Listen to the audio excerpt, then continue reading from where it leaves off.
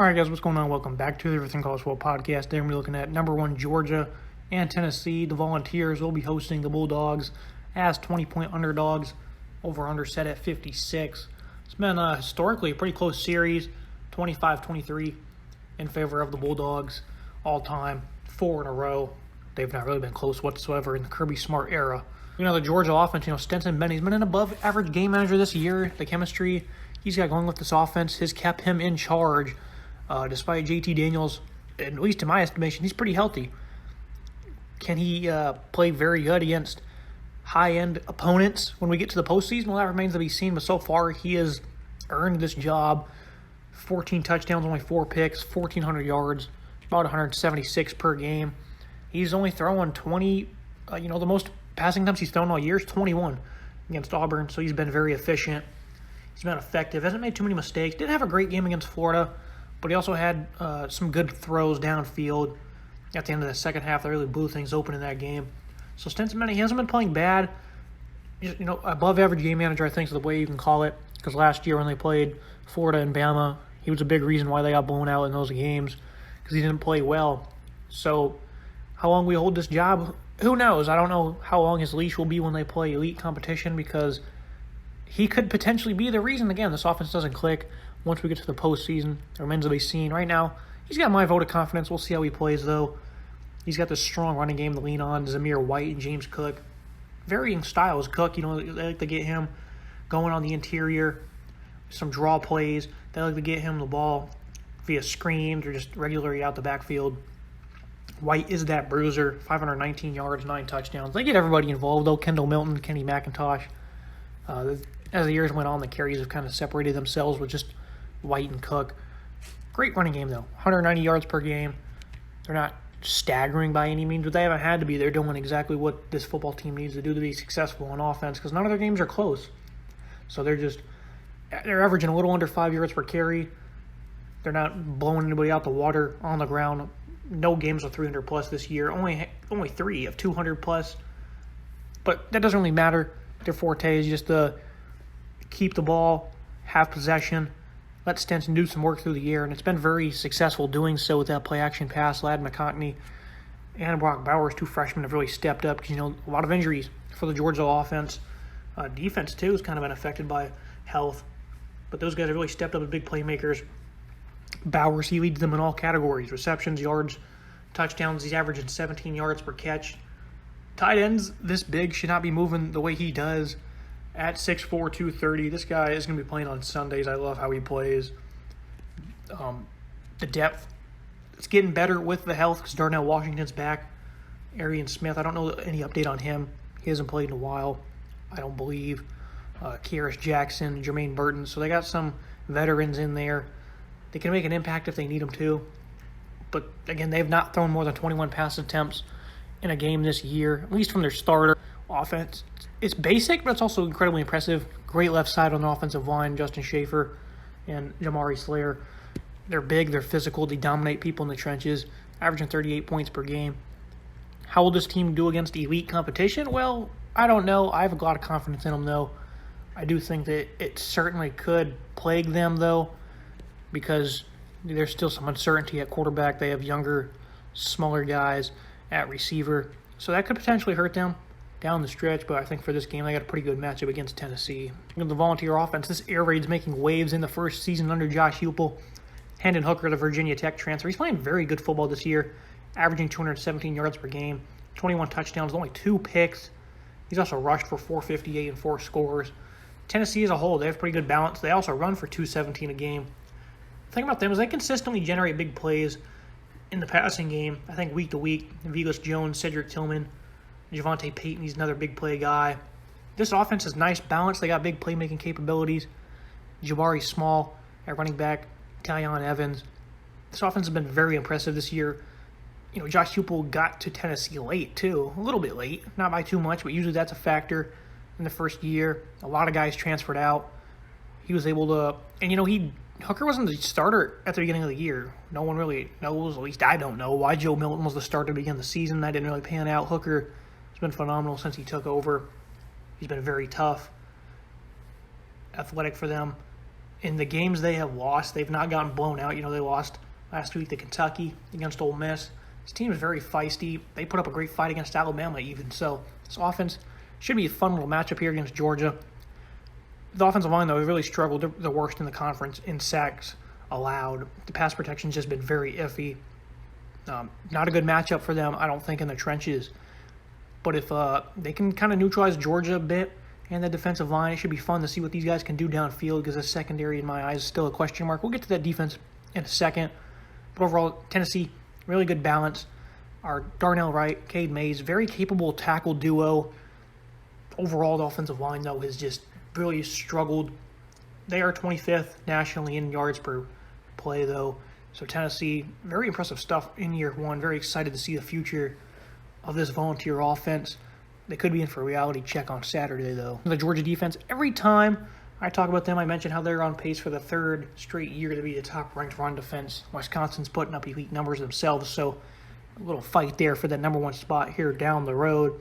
But regardless, this run defense is elite. 2.6 yards per carry allowed. Only 161 to Florida was the most they gave up this year. That was in a blowout. Even in these blowouts, though, teams are not able to do much in garbage time. No teams ran for more than 39 carries, which was Florida, because they just can't. It's not something that's going to be a part of your opposition's offense. Just very hard to do against this big physical interior defensive line. Jordan Davis, Devontae White, these guys are massive. Jalen Carter as well. He actually leads the team in tackles for loss. 6'3", 310. He's one of my favorite players on this defense. He's in a bit of a backup role, too, with Davis and Wyatt. Those guys, Wyatt, 360 pounds. These guys are just massive. They're ferocious. They have big motors. It's going to be so tough for any team, regardless of who they are, to run on this defense. You look what they got. Nolan Smith, outside linebacker. Their pass rush took a bit of a hit, though, with Adam Anderson. He's currently suspended following some sexual assault allegations. So that's a big hit to their team. You're going to see guys like Robert Beal have to step up, Trevon Walker. Plenty of depth for this football team. They should be okay for the time being. Big loss for them regardless, though. Nakobe Dean, that middle linebacker. He's probably the best player on this defense. He's a great run stopper. You've seen what he can do in coverage. The pick six against Florida. So he can drop back and be fluid. He can blitz you as a pass rusher and a run stopper. His defense is just phenomenal.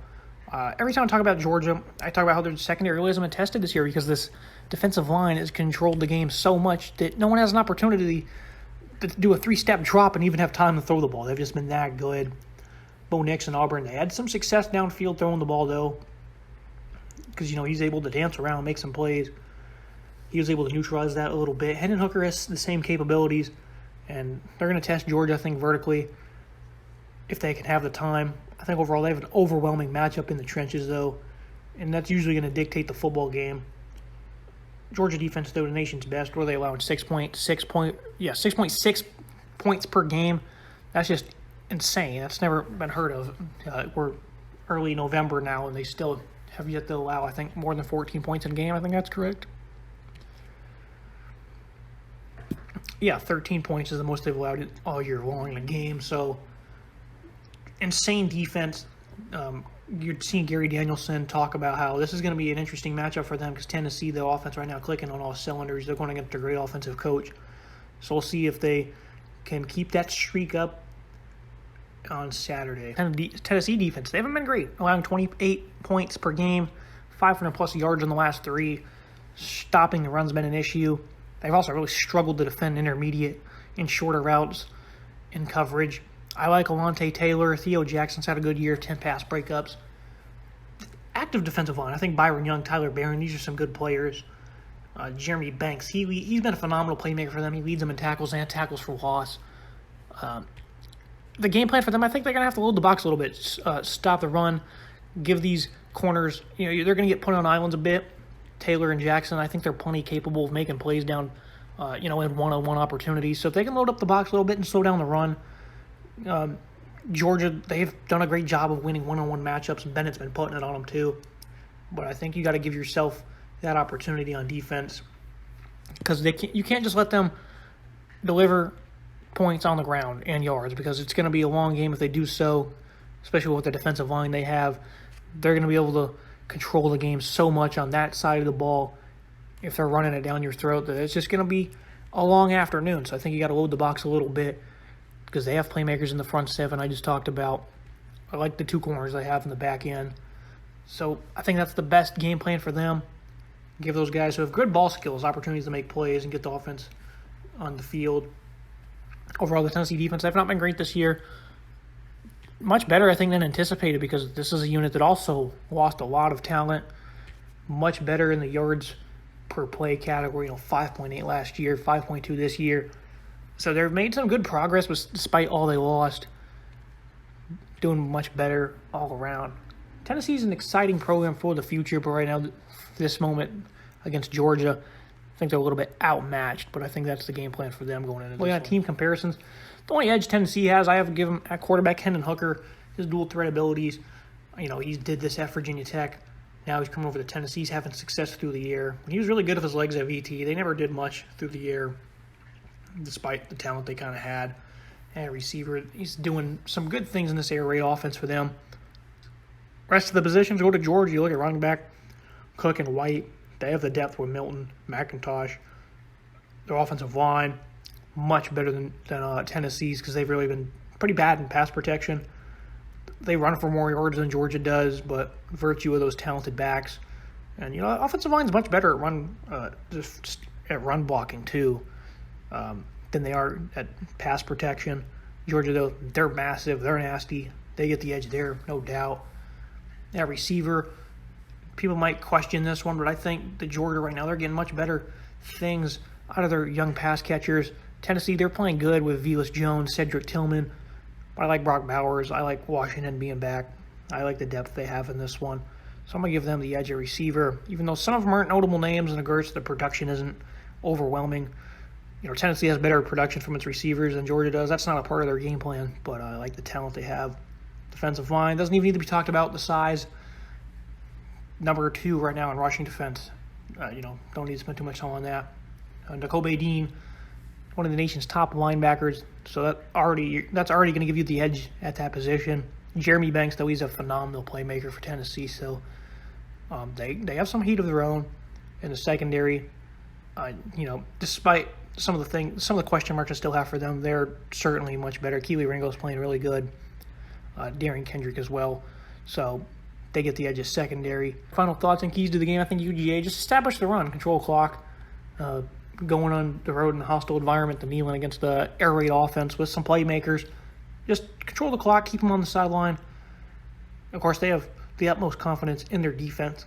But, going on the road, anything can happen. It's college football, so just keep yourself away from that. The best case scenario in this game is just do that, control the clock, keep those guys on the sideline. For Tennessee, the pass protection, it's going to dictate this game. If they can neutralize it a bit in the trenches, it's going to be fun to see what happens. I think Tennessee could have some success. Is that what's going to happen? No, I don't think so. I think Tennessee, they're going to have to bring in some extra protection if needed, a running back or two, an extra tight end, whatever. It's going to be tough sledding in the trenches. I'll take Georgia 35-14. I've been pretty good at predicting the scores for Georgia this year. So we'll see what happens. I think Tennessee covers in this one. I wouldn't put any money on it by any means, but going on the road, Tennessee, this is going to be an interesting game. A lot to learn about a lot of teams, even here in November. This is going to be an interesting matchup. If they can stonewall this offense, too, on the road, it's going to be really impressive. So I got 35-14. I think Tennessee will find the end zone at least twice. I think they'll have some big plays downfield. They did, what was it, last year or 2 years ago? They had one of the receivers was Josh Palmer, I think, had 2 touchdowns. So they got same goes for this year. I think they're going to make some plays.